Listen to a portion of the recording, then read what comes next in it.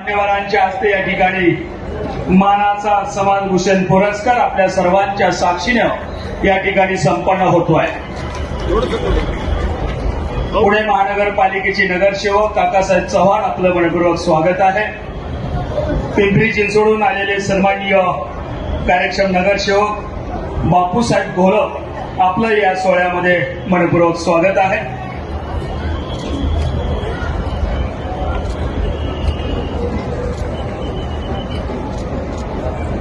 दिलीप भाऊ कांबळे यांना या ठिकाणी समाजभूषण पुरस्कार यंदाचा 2026 या ठिकाणी देतो आहोत।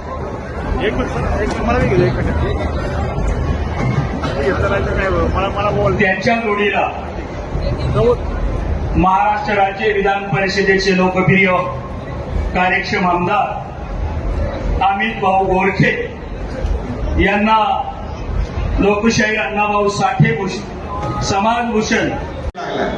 मला असं वाटतं की महत्वाचे सगळे विषय या कार्यकाळामध्ये आज आमच्या या महायुतीच्या सरकारच्या काळामध्ये पूर्ण होत आहे याचा मला अत्यानंद आहे। पण मला असं वाटतं भाऊ, सगळ्यात महत्वाचा प्रश्न जो आता असेल तो पहिला प्रश्न म्हणजे अण्णाभाऊंना भारतरत्न मिळाला पाहिजे। त्यासाठी आपण एकत्र यापुढे पाठपुरावा करूया आणि ज्या विषयासाठी आपण लढतोय 1 ऑगस्ट 2024 रोजी सुप्रीम कोर्टाने जर प्रेडिक्ट दिलं आणि त्या प्रेडिक्टनुसार अनेक राज्यांमध्ये आरक्षण उपवर्गीकरण जाहीर झालं आणि महाराष्ट्रातही ते जाहीर व्हावं यासाठी आपण सगळेच प्रयत्न करत आहोत। आपण कुणाचंही कुठल्या ताटातलं ओढून घेणार नाहीये।